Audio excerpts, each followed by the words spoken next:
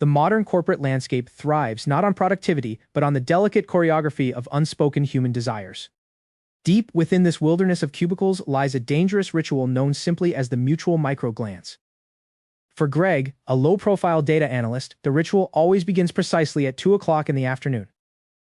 His throat becomes a barren desert, demanding immediate hydration from the only oasis available. Across the linoleum sea stands the ultimate destination of his subconscious journey. But the oasis is already occupied by a force of pure, unadulterated corporate dominance. Karen from marketing possesses the rare ability to review a budget report while simultaneously radiating absolute menace. Greg realizes that to retreat now would mean professional cowardice, forcing him to initiate his approach. He takes his first step, deliberately adjusting his posture to look entirely casual. Every stride feels like a high-wire act across an abyss of severe social ruin. Suddenly, Karen shifts her weight, her long black hair swaying with the precision of a calculated marketing campaign. Her piercing blue eyes scan the horizon, locking onto the approaching analyst with terrifying accuracy. Greg's internal defense mechanism immediately panics, forcing his eyes to look at anything else. He chooses to intensely study the intricate pattern of the standard corporate carpet tiles. The distance between them shrinks to a mere 3 feet, creating a localized field of extreme atmospheric pressure. The silence that descends upon the break area is heavier than a quarterly performance review. Greg reaches for a paper cup from the plastic sleeve, his fingers trembling like a faulty printer. He tries to stuff the extra cups back in, creating a loud, rhythmic crinkling sound that echoes across the department. Karen observes this display of manual incompetence without moving a single muscle in her face. She decides to break the silence, unleashing a weapon of mass distraction upon her unsuspecting coworker. She asks him if he has finished reviewing the synergy metrics for the upcoming presentation. The word synergy hits Greg's eardrums with the concussive force of an exploding flashbang grenade. His brain scrambles for a sophisticated response, filtering through years of useless business jargon. He manages to squeak out a confirmation, though his voice cracks on the vowels. To hide his deep shame, he finally presses the blue lever of the water dispenser. A thin stream of liquid gold cascades into his cup, filling the void of his conversational failure. Karen takes a step closer, her subtle perfume filling his immediate airspace with hints of vanilla and dread. She remarks that some people on the 3rd floor are talking about their frequent cross-departmental collaborations. Greg's heart skips 3 full beats as his mind immediately misinterprets the phrase collaboration.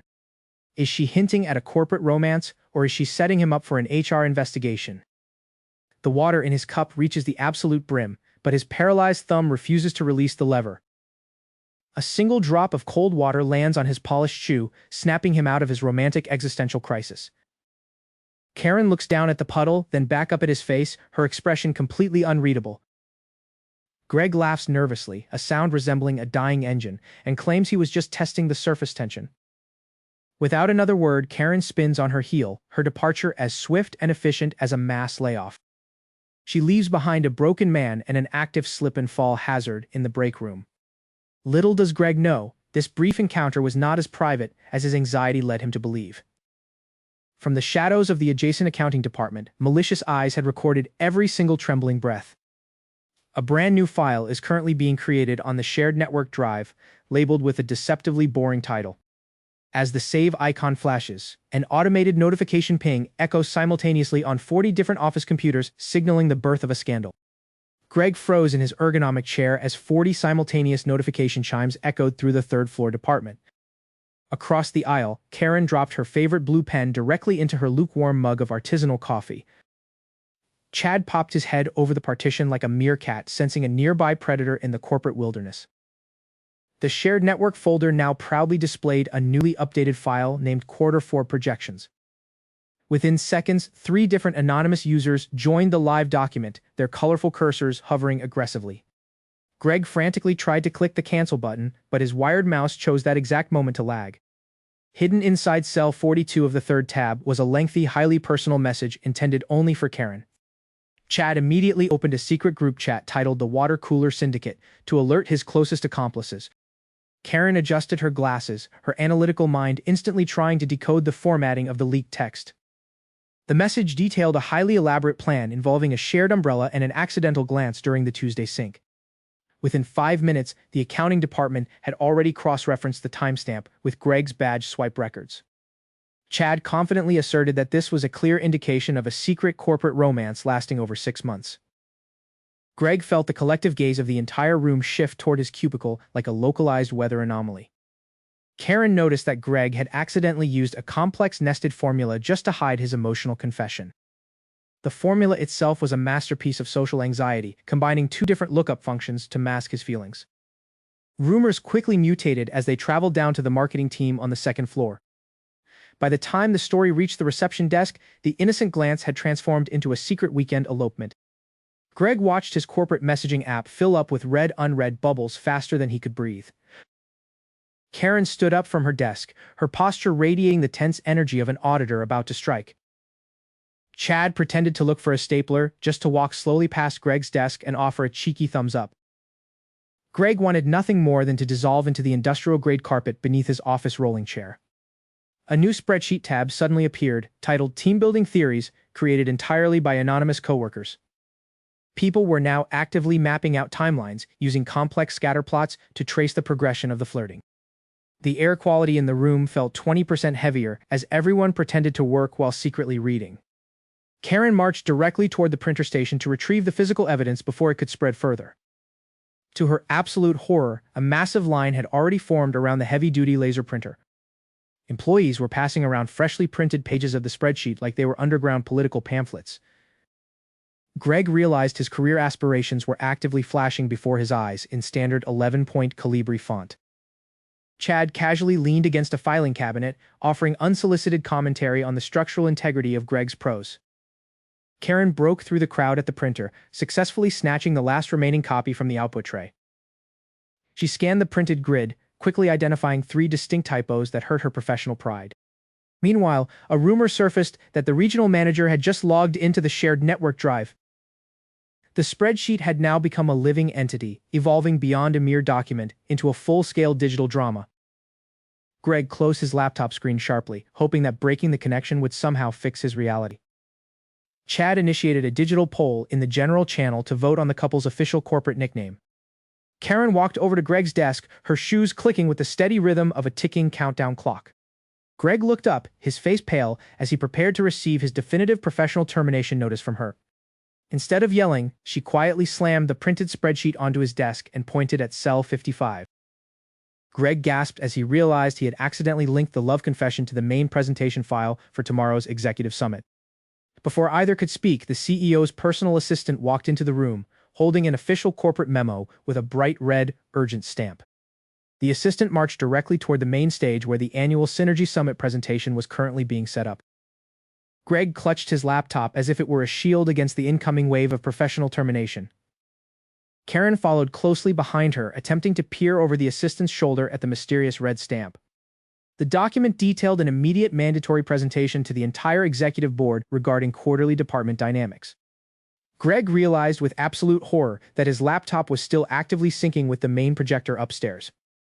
The executive board members began filing into the grand conference room with expressions of deep financial concern. Karen took her place at the podium, determined to steer the narrative back to safe, boring spreadsheet statistics. Greg tripped over a stray power cable while trying to find his designated seat in the back row. CEO Montgomery cleared his throat, a sound that resembled a grinding stone crushing a fragile career. Karen clicked the remote control to activate the first slide of the massive annual presentation. Instead of quarterly revenue graphs, an enormous chat window popped up across the entire wall. The headline message displayed a rumor about Greg buying Karen a single organic artisanal peach from the cafeteria. Greg froze entirely, his jaw dropping so low it threatened to detach from his skull.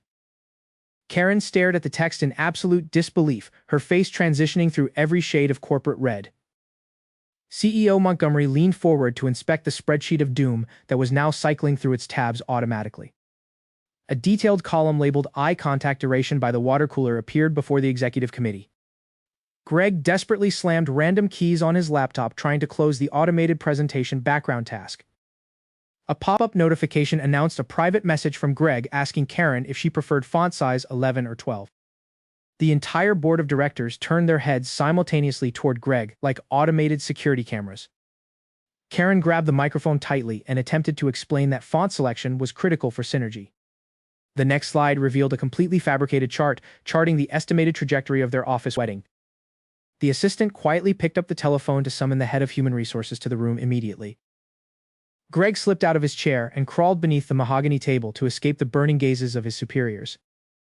CEO Montgomery stood up, causing the leather chair behind him to screech against the floorboards.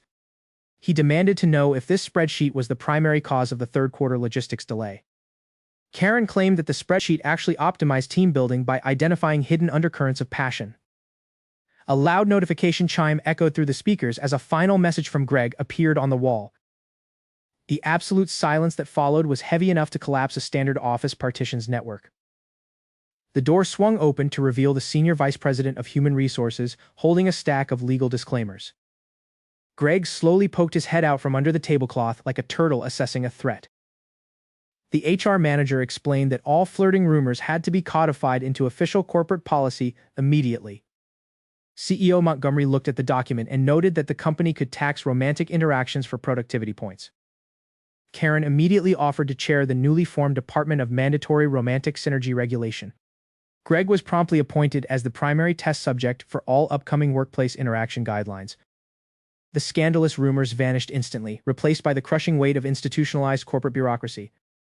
Greg and Karen signed a 30-page document agreeing to maintain a minimum distance of 3 feet near appliances. The water cooler area was officially fitted with a digital proximity alarm to prevent accidental glances. The entire department returned to their desks, thoroughly exhausted by the sheer effort of corporate romance. Conflict resolved. The company thrived under the most clinical, romantic-free efficiency guidelines ever drafted. Ultimately, synergy won the day, proving that true corporate love is just another metric waiting to be managed.